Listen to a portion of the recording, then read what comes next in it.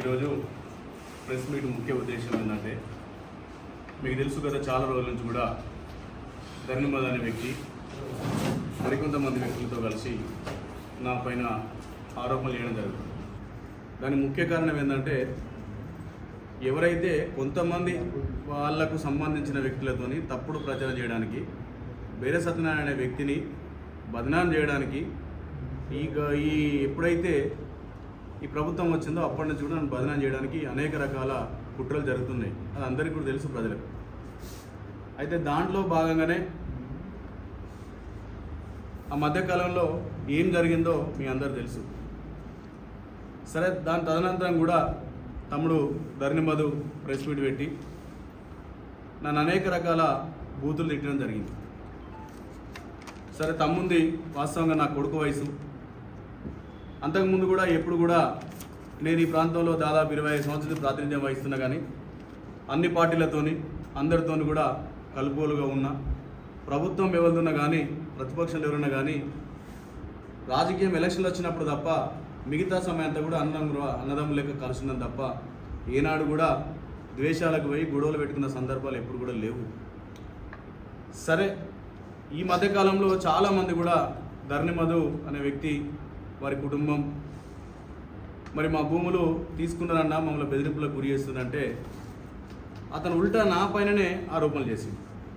నేను దానికి తమ్ముడికి మధుకు నేను చెప్పిన, తమ్మి, ప్రభుత్వం నీది ఉన్నది, అధికారులు నీ వాళ్ళు ఉన్నారు. బేర్ సత్యనారాయణ వ్యక్తి ఎక్కడైనా తప్పు చేస్తే, ఎక్కడైనా తప్పు జరిగితే ఖచ్చితంగా నీ దగ్గర కూర్చొని మాట్లాడాలి. ఎవరైనా నిజంగా వాళ్ళ భూములు మేము గుంజుకుంటే లేకపోతే లాక్కుంటే వాళ్ళు చెప్పే నిజమా కాదో ఒకసారి తెలుసుకో తమ్మి. తెలుసుకున్న తర్వాత వాళ్ళ భూములు ఎక్కడ ఉన్నాయో నువ్వు వాళ్ళని చూపిమని చెప్పు, వాళ్ళ భూములు నువ్వు తీసుకో తమ్మి అని నేను చెప్పిన. కానీ తమ్ముడు మధు విపరీతంగా చెప్పరాని బూతులు నన్ను తిడుతూ మా ఇష్టానుసారంగా తమ్ముడు మాట్లాడిండు. అయినా నేను ఓపికతోనే మాట్లాడుతూ, మరి ఏదైతే సర్వే నెంబర్ 6 ఆ భూమి ఏదైతే ఉందో అయ్యగారులకు సంబంధించిన భూమి అని నస్పూర్లో కానీ సిద్ధరంపల్లో కానీ చాలామంది కూడా తెలుసు. సరే, వాళ్ళ కుటుంబ సభ్యులు వాళ్ళకి తెలిసిన కానీ వృత్తిరీత్యా వరంగల్కో లేకపోతే హైదరాబాద్కో దూర ప్రాంతాల్లో ఉంటారు కాబట్టి, అయ్యగారులు కాబట్టి వాస్తవంగా మరి ఆనాడే మా నాన్నగారు భూమి మరి అక్కడ ఏమైందో అనే ఆలోచనలు ఉన్నారు. తెలిసినా కానీ వాళ్ళు కొంత సైలెంట్గానే ఉన్నారు. గత 2-3 సంవత్సరాల నుంచి ఈ భూమి విషయంలో మామూలుగా అందట్లో కూడా అయ్యగారుల భూమి ఒక చర్చ నడుస్తుంది. సరే, ఇవన్నీ జరిగే క్రమంలో నేను కూడా తమ్ముడు మధుకు ఒక మాట చెప్పిన, తమ్మి, నా భూములు ఎక్కడున్నా తీసుకో, క్లియర్, అది నేను ఎక్కడ కూడా అడ్డురాను తమ్మి. నేను మంచి ఉద్దేశంగా చెప్తున్నా, నాకు తెలిసి నేను ఎక్కడ కూడా తప్పు చేయలేదు తమ్మి. నేను చిన్నప్పుడు విద్యార్థి దశలో కమ్యూనిస్ట్ ఆర్గనైజేషన్లో పనిచేసిన, నా తండ్రిగారు కూడా కమ్యూనిస్ట్ పార్టీలో పనిచేసిన కనుక ఆ కమ్యూనిస్ట్ భావాలు ఉన్నాయి. తెలంగాణ ఉద్యమంలో పనిచేసిన సాధక బాధకులు ఎవరైనా భూములు గుంజుకుంటే వాళ్ళ బాధ ఏందో నాకు తెలుసు కాబట్టి నేను ఎవరి భూములు కూడా గుంజుకొని తమ్మి, అట్లాంటి ఆలోచన నాకు లేదు. నేను ఇవాళ ఇల్లు కట్టుకున్నా, యూనియన్ బ్యాంకులో లోన్ తీసుకొని ఇల్లు కట్టుకున్నా తప్ప నాకు వేరేం లేవు. నేను కాంట్రాక్టర్ను, స్వతహాగా నేను కాంట్రాక్టర్ను, క్లాస్ 3 కాంట్రాక్టర్ను. నేను 25 సంవత్సరాలుగా నేను కాంట్రాక్ట్ చేస్తున్నా. నేను ఆ కాంట్రాక్ట్ డబ్బులతోనే లోన్లు తీసుకొని నేను ఇల్లు కట్టుకుని తప్ప నేను ఎవరి భూములు గుంజుకోలేదు. అట్లాంటివి ఏమంటే తీసుకోతామని అని నేను ఓపెన్ ఛాలెంజ్ చేసిన. ఎవరైనా బాధితులుంటే పోలీస్ స్టేషన్ వచ్చి కూడా కంప్లైంట్ చేయవచ్చు. నేను పలానా నాడు పోలీస్ స్టేషన్కి వస్తున్న తమ్మి రా అని చెప్పిన. తమ్ముడు ఆనాడు రాలేదు. రాకుండా మనం అదే ప్రెస్ మీట్ పెట్టి మళ్ళీ కూడా అదే భూత పురాణం మళ్ళీ చేయడం. సరే, మళ్ళీ నేను చెప్పిన తమ్ముడికి చెప్పగానే మరో తమ్ముడు మున్సిపల్ చైర్మన్ వేణు తమ్ముడు మాట్లాడుతూ, అన్న, ఈ ప్రాంతంలో పెద్ద మనుషులు ఉన్నారు. సరే, వ్యక్తిగతంగా ఈ గొడవ మంచిది కాదు. ఏదున్నా కానీ వాస్తవంగా భూమి అయ్యగారులదా కాదనేది ఈ ప్రాంత ప్రజలకు తెలుసు. అయ్యగారు కుటుంబాలు వస్తే ఆ భూమి ఇవ్వడానికి నేను సిద్ధంగా ఉన్నానని చెప్తాను కనుక మీరు ఒక 4 పెద్ద మనుషులను, మీ పార్టీలో కొంతమంది, మా పార్టీలో కొంతమంది పెద్ద మనుషులతోటి ఒక కమిటీకి వేద్దామన్నా అని తమ్ముడు వేణు చెప్పడం.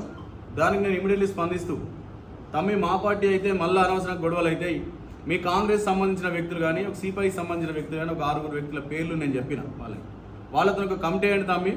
ఆ కమిటీ ఏ రోజు నేను పిలిస్తే నేను వస్తా. ఎవరైతే నా పైన ఆరోపణలు చేస్తున్నారో వాళ్ళ డాక్యుమెంట్లు ఏమన్నా తీసుకొని రమ్మని చెప్తాము. నేను ఇవ్వడానికి సిద్ధంగా ఉన్నా. ఈ రోజు కూడా నా స్టిల్ అన్నా, ఈ రోజు కూడా నేను ఎవరిదన్నా భూములు తీసుకుంటే ఈ రోజు వరకు వచ్చినా కానీ నేను వాళ్ళ భూములు వాళ్ళకి స్వచ్ఛందంగా ఇవ్వడానికి సిద్ధంగా ఉన్నా. లేకపోతే ప్రభుత్వం నీది ఉన్నది, మీరు వెళ్ళి భూములు తీసుకోండి. నన్ను మోసం చేసి గిట్ట భూములు నాకు చూపించి ఆడ భూములు లేకుండా తప్పుగా నాకు భూములు చూపించిన వాళ్ళ మీద చర్యలు తీసుకొని నా డబ్బులు నాకు ఇప్పినని చెప్పిన.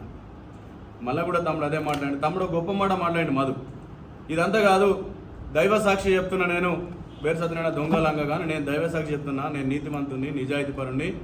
నిజంగా బ్రాహ్మణ వాళ్ళ భూమి ఉంటే శ్రీనయ్య గారి వారసులు ఎవరైనా వస్తే ఖచ్చితంగా నేను దైవ సాక్షి చెప్తున్నా, ప్రమాణం చేసి చెప్తున్నా, నేను వాళ్ళకు భూమి ఇస్తా, లేకపోతే పేద ప్రజలకు వంచుతా, నేను తప్పు చేస్తా అన్నాడు తమ్ముడు.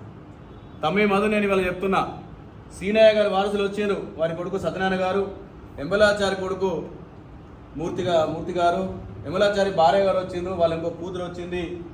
ఇక్కడ వస్తే లక్ష్మీనరసింహాచారి గారి భార్య వచ్చింది, వాళ్ళ కూతురు వచ్చింది, వాళ్ళ మనవడు వచ్చింది. నేను ఇంతమంది తీసుకొని వచ్చిన వారు వాళ్ళ భూమి కాడికి కూడా ఈరోజు పోవడం జరిగింది. వాళ్ళు అలా భూమి కాడికి పోయి ఆ భూమిలో ఉన్న మట్టిని తీసుకొని దైవ సాక్షిగా ఈ భూమి మాది, ఈ మట్టి సాక్షిగా ఈ మట్టి మాదని ఆ మట్టిని ముద్దాడి వచ్చిండ్రు. ఇవాళ బ్రాహ్మణ పుత్రుడు, ఇవాళ బ్రాహ్మణులు మోసం చేయాలన్నావు, బ్రాహ్మణులు వచ్చింది తమ్మి, బ్రాహ్మణుల భూమి బ్రాహ్మణులకి. ఇవాళ వాళ్ళు కలెక్టర్ గారికి ఒక కాపీ ఇచ్చిండ్రు, ఆర్డీఓకి ఒక కాపీ ఇచ్చిండ్రు. ఖచ్చితంగా వాళ్ళ తరపున మేము కొట్లాడతాం, వాళ్ళకి న్యాయం జరిగే విధంగా చూస్తాం. మా అందరికంటే ముందు నువ్వే ఇస్తా అని చెప్పినావు, మంచి భావంతో నువ్వు ఇస్తా అని చెప్పినావు. ఈ తమ్మి ఇంకా చాలామంది కూడా వచ్చి నేను వాళ్ళ గురించి మాట్లాడదలుచుకోవాలి. ఇప్పుడు ఏదేమైనా బ్రాహ్మణులు ఉన్నారు కాబట్టి, బ్రాహ్మణులు అంటే భగవంతునికి సేవ చేసేవాళ్ళు, భగవంతునికి నిత్యం కొలిసేవాళ్ళు.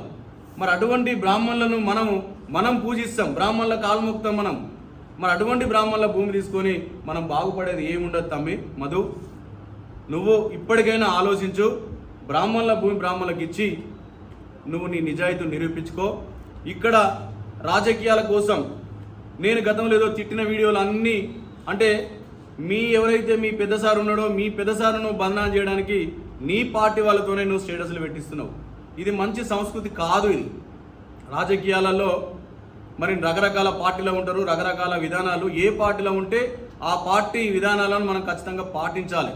అట్లా కాకుండా ఈ రకంగా మాట్లాడుతున్నావు తమ్ముడు మధు. ఎందుకంటే మంచి భావంతో మాట్లాడుతున్నా. నా కోరిక ఒకటే, బ్రాహ్మణుల భూమి బ్రాహ్మణులకు ఇవ్వాలి. నాకు ఇంకేం కోరిక లేదు. వాళ్ళే కాకుండా తమ్మి ఇంకెవరన్నా భూమి ఉంటే కూడా వాళ్ళ భూమి వాళ్ళకి ఇవ్వాలి. నువ్వు సిద్ధరాంపల్లికి రా, నీ సంగతి చూస్తాను తమ్మి. నేను మొన్న సిద్ధరాంపల్లికి వచ్చిన, మీ ఆంజనేయుని గుళ్ళో కొబ్బరికాయ కొట్టిన, నస్పూర్కి వచ్చిన, రామాలయంలో కొబ్బరికాయ కొట్టిన, ఆంజనేయుని ప్రార్థించిన. భగవంతుడా, నీ సిద్ధరాంపల్లి గ్రామం సీతారాముడు పేరు పెట్టుకున్న గ్రామం. మా తమ్ముడు మధుకు జ్ఞానోదయం కలిగించు. మా తమ్ముడు మధు అన్న మాట నిలబెట్టుకోవాలి. ఆ వైపున మా తమ్ముడికి మంచి బుద్ధి ప్రసాదించమ్మని అక్కడ ఆంజనేయుని గుడికి మొక్కి, బ్రాహ్మణులు కూడా వారు మరి రావడం, ఇవాళ మమ్మల్ని వాళ్ళు పిలవడం. మరి బ్రాహ్మణులకు ఎవరో ఒకరైతే సాయం అందించాలి. నేను కాకుండా ఎవరో ఒకరు. తమ్మి, నువ్వు నన్ను పక్క పెట్టు, ఆ బ్రాహ్మణులకు నువ్వే మేలు చేయి. ఆ బ్రాహ్మణులకి నువ్వు తప్పు చేసినాను ఒప్పుకొని ఆ బ్రాహ్మణుల భూమి ఇచ్చి నువ్వు ఆ బ్రాహ్మణులకు మేలు చేసినట్లయితే తప్ప బ్రాహ్మణుల భూమి ఇవ్వకుండా నువ్వు ఇదే విధంగా ఇంకా కొనసాగిస్తూ మాట్లాడితే ఖచ్చితంగా ప్రజలందరికీ తెలుసు. నువ్వు నా ప్రాంతంలో 21 వాడలు కూడా నువ్వేమేం చేసినావు. నువ్వు గతంలో నా మీద 14 సరణంలో కేసు పెట్టినప్పుడు కూడా తమ్మి వీడియోలు వచ్చినాయి.